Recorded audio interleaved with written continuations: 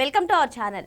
తిరుమల కల్తీ నెయ్యి కేసులో అక్యూజ్డ్ నెంబర్ 35 బత్తుల సురేంద్రనాథ్ అప్రూవర్గా మారారా? ఒకవేళ అప్రూవర్గా మారినట్లయితే తదుపరి పరిణామాలు ఏ విధంగా ఉండబోతున్నాయి తెలుసుకునే ప్రయత్నం చేద్దాం. దీన్ని విశ్లేషించడానికి మనతో పాటుగా ఉన్నారు సీనియర్ జర్నలిస్ట్ సత్యమూర్తి గారు.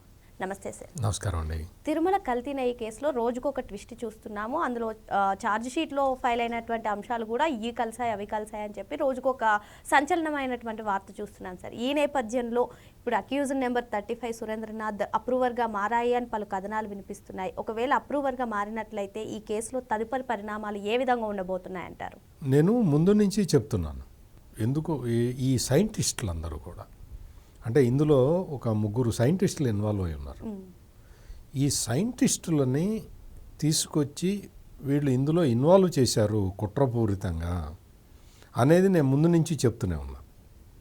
ఇంకోటి ఏంటి అంటే, నేను ఈ సైంటిస్టులకు కూడా ఎప్పుడైతే ఈ వ్యవహారం బయటపడ్డదో అప్పటి నుంచి చెప్తున్నా, మీరు సైంటిస్టులయ్యా, చక్కగా చదువుకున్న వ్యక్తులు, మీరు ఇంత దారుణానికి వెంకటేశ్వర స్వామికి ఇంకో కుంభకోణం కాదు కదా ఇది. వెంకటేశ్వర స్వామికి మీరు అపచారం ఎట్లా చేస్తారయ్యా, మీరు పెద్ద సైంటిస్టులు అయ్యండి అని నేను మొదటి నుంచి నా ఆవేదన వ్యక్తం చేస్తూనే ఉన్నాను. నేను ఈ సైంటిస్టులని తీసుకొచ్చి వైవి సుబ్బారెడ్డి ఎప్పుడైతే టీటీడీ చైర్మన్ అయ్యాడో అప్పటి నుంచే వీళ్ళ ప్లాన్ వేసుకొని ఈ సైంటిస్టులని ముందరే తీసుకొచ్చి ఇందులో ఇన్వాల్వ్ చేశాడు. అంటే అక్కడ ఏంటి అంటే, ఈ టెండర్లు పిలిచేటప్పుడు, నెయ్యి టెండర్లు పిలిచేటప్పుడు ఒకటి ఇన్స్పెక్షన్ కమిటీ ఒకటి ఉంటుంది. అందులో ఈ సైంటిస్టులు, డైరీ నిపుణులు వీళ్ళు ఉంటారన్నమాట. ఈ డైరీ నిపుణులు, ఈ సైంటిస్టులని వీళ్ళు వెళ్ళి ఆ టెండర్లో పార్టిసిపేట్ చేయటానికి ముందరికి వచ్చిన సంస్థల పరిస్థితి ఏమిటి అని చెక్ చేసి రావాలి. చెక్ చేసి వచ్చి ఒక రిపోర్ట్ ఇవ్వాలి.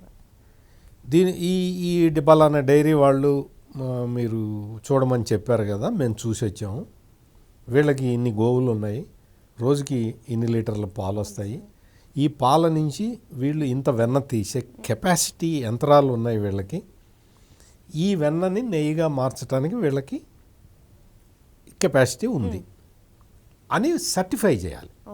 లేదు, గోవులు లేవు, గోవులు లేకపోయినా కానీ ఆవు పాలని వీళ్ళు ఇంత సేకరిస్తారు, ఇన్ని లక్షల లీటర్ల పాలు ప్రతిరోజు సేకరిస్తున్నారు.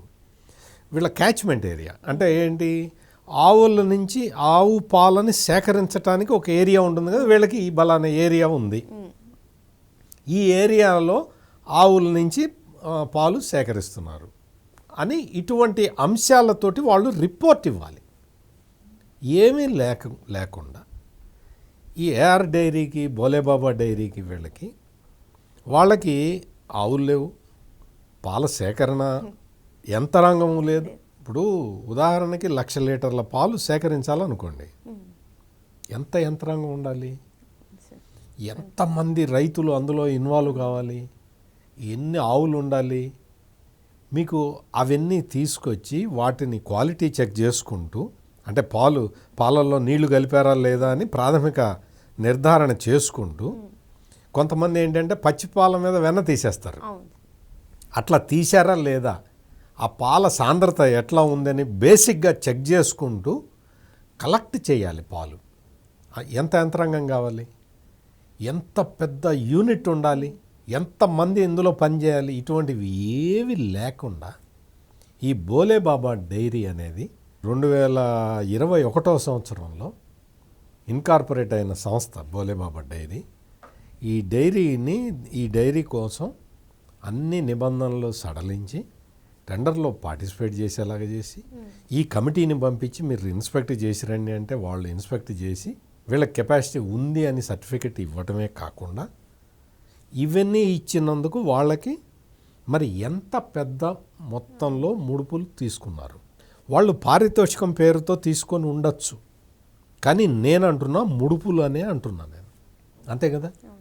తప్పుడు పని చేసేవాడు పారితోషికం ఎట్లా తీసుకుంటాడు, ముడుపులు తీసుకుంటాడు, లంచం తీసుకుంటాడు. అందుకని వెంకటేశ్వర స్వామి దగ్గర అపవిత్ర కార్యం చేయటానికి వీళ్ళు లంచాలు తీసుకున్నారు అనే నేను అంటాను. మీకు లేదండి వాళ్ళు పారితోషికం తీసుకున్నారని మీరు అన్నా నాకేం అభ్యంతరం లేదు, నేను మాత్రం వాళ్ళు లంచం తీసుకున్నారనే చెప్తా. అయిపోయిందా? వీళ్ళని ఈ సైంటిస్టులని కమిటీలో ఎందుకు పెట్టుకున్నారు అంటే వీళ్ళకి తెలుసు, క్లియర్ కట్గా వీళ్ళకి ఈ వైవి సుబ్బారెడ్డికి వీళ్ళకి తెలుసు ఏంటి మొత్తం ఈ నెయ్యి అప్పటి మార్కెట్ రేట్ ఎంత ఉంది, మనం ఎంతకి పిలిచాము, వైవి సుబ్బారెడ్డికి క్లియర్ కట్గా తెలుసు రేటు ఏంటి, మనం ఎంత ఫిక్స్ చేసాము, ఆ రేటుకి నెయ్యి తీయటం, అందులో ఆవు నెయ్యి తీయటం సాధ్యం అవుతుందా లేదా అనేది అతనికి ఖచ్చితంగా తెలుసు. వైవి సుబ్బారెడ్డి క్లియర్ కట్గా ఈ విషయాలన్నీ కూడా, ఈ ఆవు నెయ్యికి సంబంధించిన విషయాలని అప్పట్లోనే టీటీడీ చైర్మన్గా ఉన్నప్పుడే ప్రెస్ కాన్ఫరెన్స్లో క్లియర్ కట్గా చెప్పాడు, మేము దీనికి సంబంధించిన టెండర్ నిబంధనలు సడలిస్తున్నాము అనే విషయాలను కూడా చెప్పాడు. అంటే అతను కావాలనే పకడ్బందీగా ముందు నుంచే ప్లాన్ చేసుకొని చేశాడు, డౌటే లేదు అందులో. అంటే ఇప్పుడు ఈ కల్తీ నెయ్యి కూడా ప్రీ ప్లాన్డ్ అని అనుకోవచ్చు అంటారు. మొత్తం కాన్స్పిరసీ, కుట్ర ఇదంతా కూడా కేవలం 250 కోట్ల రూపాయల కోసం మాత్రమే కాదు. అంటే హిందువులు కొలిచే వెంకటేశ్వర స్వామి పవిత్రతని దెబ్బతీయడం ద్వారా హిందూ మతాన్ని పలచన చేయాలనే కుట్ర, హిందూ మతాన్ని, హిందూ భక్తుల విశ్వాసాలని వీళ్ళు పలచన చేయాలి అంటే లడ్డూ ప్రసాదాన్ని ఇంత పవిత్రంగా చూసుకుంటుంటారు కదా, ఆ లడ్డూ ప్రసాదమే నీకు నాసిరకంగా చేసి పెడితే, అంటే అది ఆ లడ్డూ ప్రసాదం అక్కడ తీసుకొని ఇంటికి తీసుకొచ్చే లోపలే అది పాడైపోతే, ఇంటికి తీసుకొచ్చే లోపలే అది గట్టి రాయిలాగా అయిపోతే, ఇంటికి తీసుకొచ్చే లోపలే అది దుర్వాసన వచ్చేస్తే ఇంకా మళ్ళీ వాళ్ళు తిరుపతి రారు, ఆ లడ్డూ ప్రసాదాన్ని ముట్టుకోరు. ఇంకేమవుతుంది అప్పుడు? వెంకటేశ్వర స్వామి దగ్గరికి భక్తులు రావటం తగ్గుతుంది. ఈ మత కుట్ర జరిగింది అనేది ఇప్పుడు మనం ఈ శాస్త్రవేత్తల్ని అంటే ఇంత లాంగ్ టర్మ్ ప్లాన్ వేశారు. నేను చెప్పబోతున్న పాయింట్ అది.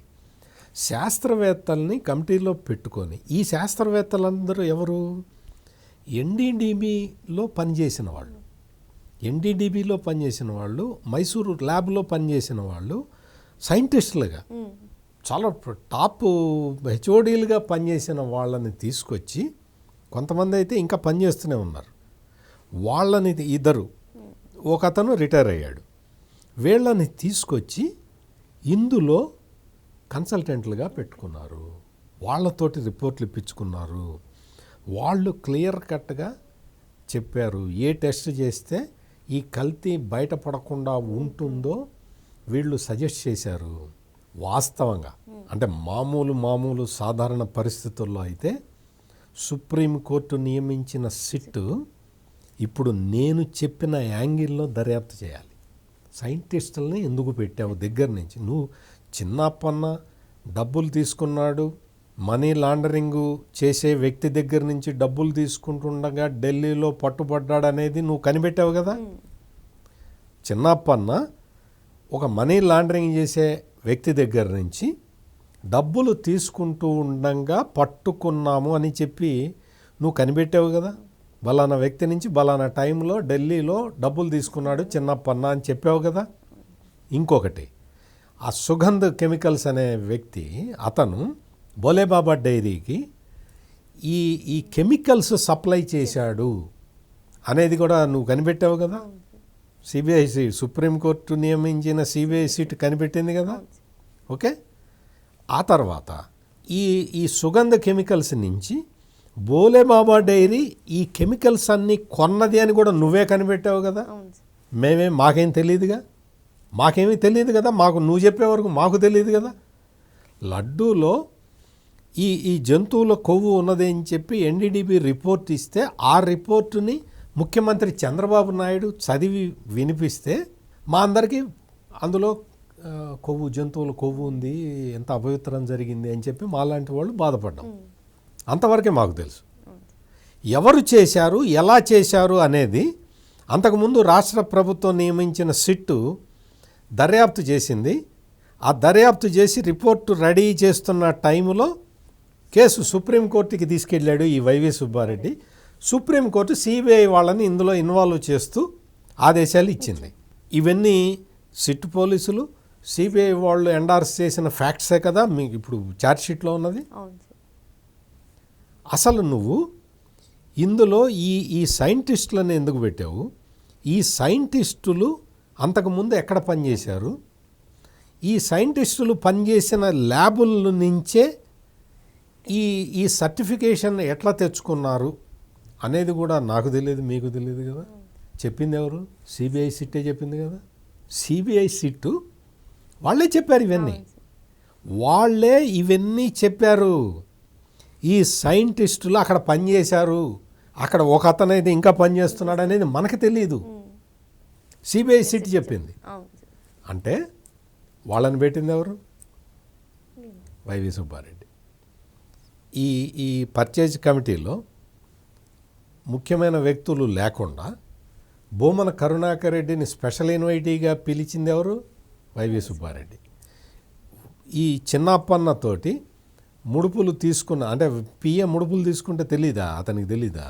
అతనికి తెలియకుండానే 250 కోట్ల రూపాయలు కొట్టేస్తాడా? అంటే చిన్నప్పన్న ఎవరు పిఏ? YV Subbareddy PA. మరి ఇన్ని కీలకమైన విషయాలని నువ్వే చెప్పావు కదా. నేను సిట్ ఆఫీసర్లని అడుగుతున్నా, నేను సిబిఐ ఆఫీసర్లని నేను అడుగుతున్నా, డైరెక్ట్ క్వశ్చన్ చేస్తున్నా. ఇవన్నీ చెప్పింది నువ్వే కదా.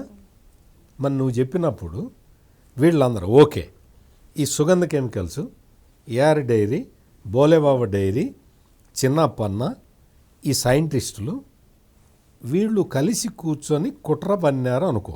వీళ్ళే ఇప్పుడు నేను చెప్పిన పేరు గల వాళ్ళు, అంటే ఈ సిబిఐ ఛార్జ్షీట్లో పెట్టిన 36 మంది కలిసి కూర్చొని కుట్ర పన్నారు అనుకుందాం. అంటే ఈ సైంటిస్టులని ఈ కమిటీలో నియమించింది కూడా చిన్నప్పనేనా? ఈ కమిటీలో బోలేబాబా డైరీని తీసుకొచ్చింది కూడా చిన్నప్పనేనా? ఈ కమిటీ మొత్తం అంతా అంటే వాళ్ళ నిబంధనలను సడలించింది కూడా చిన్నప్పన్న ఒక్కడేనా? చిన్నప్పన్న ఒక్కడి సంతకం ఉందా దాని మీద? ఎవరు చేశారు ఇవన్నీ? చైర్మన్గా వైవి సుబ్బారెడ్డి కదా. సింపుల్ కదా. 3వ తరగతి పిల్లాడిని అడిగినా చెప్తాడు కదా. ఇది నీకు టీటీడీ చైర్మన్ లేకుండా, బోర్డు మెంబర్లు ఇంపార్టెంట్ వ్యక్తులు లేకుండా, అప్పుడు ఈవో ధర్మారెడ్డి కానీ లేకపోతే అనిల్ కుమార్ సింఘాల్ కానీ ఎవరైనా ఏ వ్యక్తి అయినా కానీ నీకు ఈఓ కానీ చైర్మన్ కానీ ఇంపార్టెంట్ బోర్డు మెంబర్ల ఇన్వాల్వ్మెంట్ కానీ లేకుండా ఇది జరుగుతుందా? జరుగుతుంది, ఇట్లా జరుగుతుందండి అని 3వ తరగతి పిల్లవాడితో చెప్పించు, నేను ఒప్పుకుంటా. 3rd క్లాస్ స్టూడెంట్ని పిలిచి, అరే అబ్బాయి ఇట్లా జరిగిందిరా అబ్బాయి, నువ్వు ఒప్పుకుంటావంటే ఒకసారి మీకు చెప్పింది, పైన వాళ్ళకి తెలియకుండా కింద ఇవన్నీ ఎట్లా జరుగుతాయి సార్ అంటాడా అనడా? మరి ఆ మాత్రం తెలీదా సిబిఐ వాళ్ళకి ఆఫీసర్లకి? రిపోర్ట్ ఎవరు ఇచ్చారు, ఎట్లా ఇచ్చారు? సుబ్బారెడ్డి పేరు లేకుండా రిపోర్టెడ్. ఇప్పుడు ఈ రోజున మీకు ఒక పాత విషయం ఒకటి గుర్తు చేస్తా. జగన్మోహన్ రెడ్డి అక్రమాస్తుల కేసుకు సంబంధించి కోర్టులో అంటే న్యాయస్థానంలో ప్రొసీడింగ్స్ నడుస్తున్న టైంలో, అదే టైంలో గాలి జనార్దన్ రెడ్డి ఇష్యూ కూడా వచ్చింది.